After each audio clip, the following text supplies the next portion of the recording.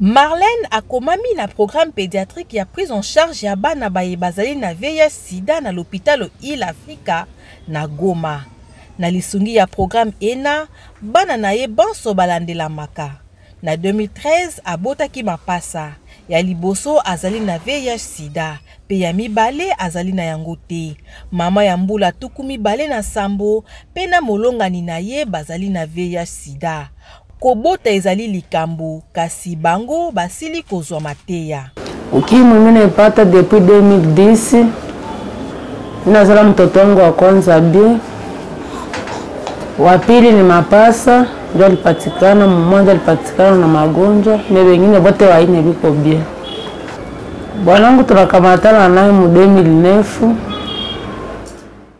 Nazali PVV uto 2010. Mwana nangai ya liboso azali na bokono te. Kobota ya mibale ezali mapasa. Moko azali na yango pe mosusu azali malamu.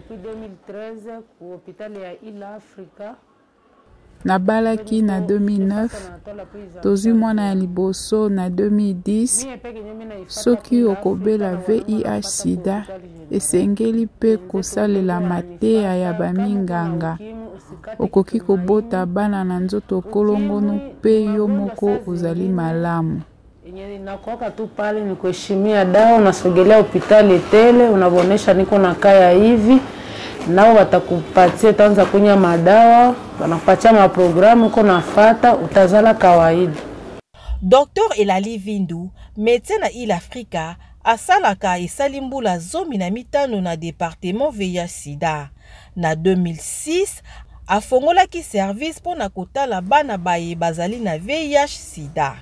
Na eleko wana, mosala mwa lolenge loyelo zalaki te na este ya RDC.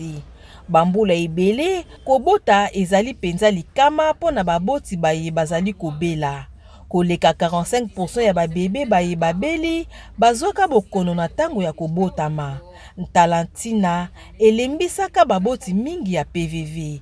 Kasi, lelo oyo, makambo mabongwami. Aujourd'hui, dans notre cohorte, lelo tozali na 565 bana oyo bazali na VIH sida pe bakozwaka bakisi oyo babengaka antiretroviraux. Na ebandeli bato ezalaki likolo, kasi kati ya 2006, 2007, 2008 tozalaki na 30 to 45% ya bana bazalaki kobima na bokono. Kasi na programme ya biso ya PTME, prévention ya mama na mwana, lelo oyo tozali na se ya 2%. Pona ba oyo bazali kozwa virus, tokoki kozwa ba ARV. Kasi soki tokoki te, tozali kozwa yango mabe ekosala ete santé ezala malonga te mama na mwana. Association ya ba PVV na ville ya Goma ezali kobunda pona ete ba couple bazwa bana. Totangi ICOP plus ezali kobunda pona kotia kimia na mitema ya ba PVV ete bakoki kozwa bana ya nzoto kolongono. Nous mettons les femmes qu'on appelle les mères mentors dans des différentes formations sanitaires. Tutiaka ba mama na bisika ya mateya, ba mama wana bazali kosunga baninga babango ba PVV na mateya, bakoki kozala na zemi to pe komelisa, bakendeki na bandaku, ba visite tosalaka yango pona kotala ndenge nini zemi to pe mwana azali kokola. Soki mama akendaki kozwa nkisi te, topesaka ye mateya pona azwa nkisi po mwana azala malamu na VIH sida te. Des femmes enceintes et allaitantes VIH positives. Et qu'ils arrêtent à discriminer ces gens-là. Parce qu'à force de les discriminer, ils peuvent facilement abandonner les médicaments ou soit ils peuvent arrêter à aller à l'hôpital pour prendre les médicaments. Kolanda batu ya mayele, VIH sida esimbaka bebe na libumu te. Kobanga ezali makasi epai ya ba mama baye bazwaka traitement te na 20 to 25%.